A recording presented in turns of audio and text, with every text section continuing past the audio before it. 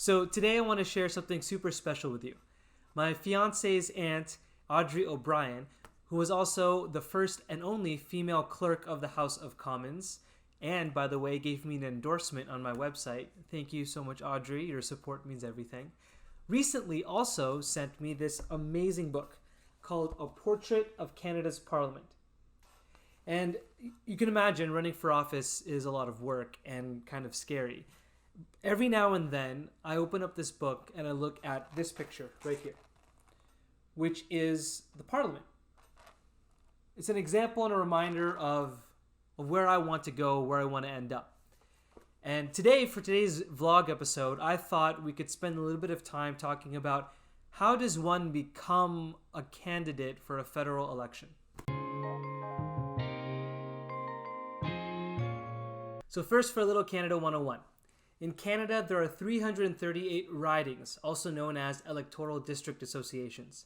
In each one of these geographic areas, people vote for a member of parliament to represent them at Parliament in Ottawa. Every election, there are hundreds of candidates vying for one of these spots. To become a candidate, you can either run as an independent or run with a party. A party, for example, like the Green Party of Canada, which is the party that I'm running with, or with the Liberals or the Conservatives or the NDP. Each of these different parties will have a different process, relatively similar but slightly nuanced, in how they determine which nominees become the candidate for that riding. In Canada, it's the number of ridings that matter, and the most number of ridings for a political party results in that political party becoming in power. This is the first past the post system, which I won't go into detail, but this system really favors incumbent and more major parties, and disfavors sort of smaller grassroots parties. I'm going to talk about my experience for becoming a candidate for the Green Party of Canada, which will be a little bit similar and a little bit different than the other parties here. In general, there are 3 steps. The first step is deciding to actually run for office. The second step is deciding which party to run for. And the third step is becoming a candidate. When deciding to run for office, you really need to weigh out the costs to do so. And when I say costs, I don't just mean financial costs or opportunity costs, but I also mean the costs to your mental health, to your well-being, to your relationships. How will this impact your career? How will this impact your friendship? Do you have the support from the loved ones in your life to do this? The number one piece of advice that I got from people before deciding to run was to make sure that your partner is on board with this decision. You have to remember that this journey isn't just about you. It's about the people around you who love you and care about you. It's about making sure that they're there to support you on the days that you ask yourself, why am I doing this? Or you're sad because a post that you made didn't get as many likes or attention, or the event that you hosted didn't get as many people RSVP. These things are going to happen and you're going to feel stressed out. It is a massive strain on a relationship to run for office. So you have to make sure that you have that solid foundation if you are going to run. There are 2 questions that I asked myself when I decided that I wanted to run for office. Number 1, why do I want to run? And number 2, what does success look like even if I don't win? For me, I want to run to bring more diversity to Parliament and more science to politics. Having worked in R&D and technology, I've come to realize that it's necessary but insufficient in making the rapid and necessary change that we need to solve massive problems like climate change and wealth inequality and dealing with a pandemic.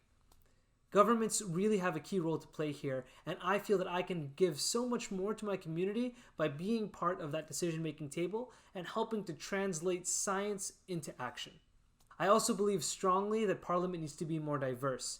And when I say diverse, I mean diversity in the most inclusive sense of the word. Not just the color of one's skin or the ethnicity or where they came from, but their ideas, their lived experiences. What is the different expertise that people are bringing to the table, and how can we work together to solve these complex problems? The second question that you need to ask yourself is, what does success look like even if you don't win? Of course, I'm running to win, and I can't wait to become a member of Parliament.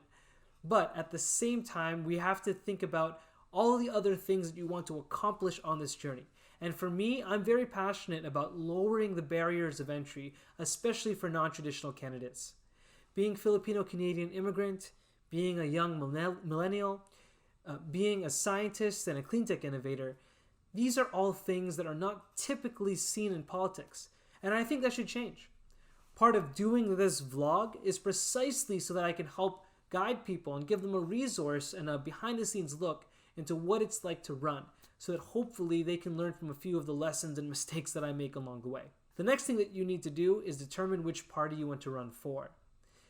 To do this, the number one thing is think about which party aligns with your values the most. And for me, that was the Green Party.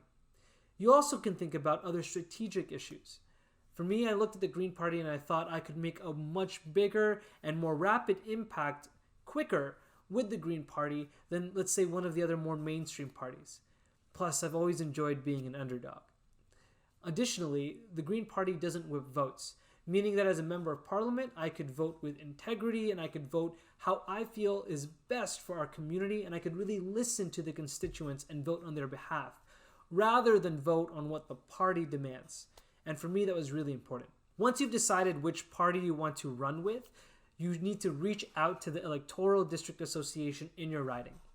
The best way I like to describe an EDA is kind of like the McDonald's franchise, and the party is the corporate headquarters.